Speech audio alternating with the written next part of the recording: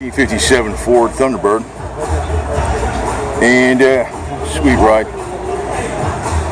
Kind of reminds you of the what is that? The Suzanne Summers American Graffiti ride, something like that. Except theirs was a hardtop.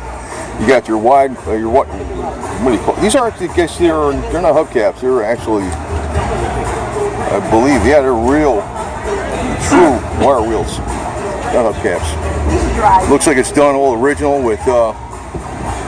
You got your right down to the hoses, the hose clamps. It's like the original. It's like a detailed, restoration to the max. Beautiful styling, Basically, this was the hot rod setup from versus the Corvette back then. The Corvette was starting to come.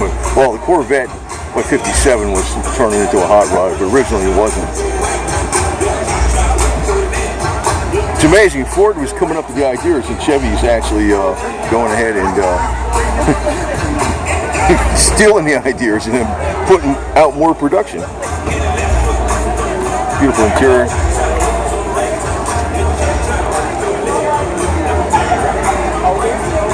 And here's the back end of it. You can see how the bumper goes like that.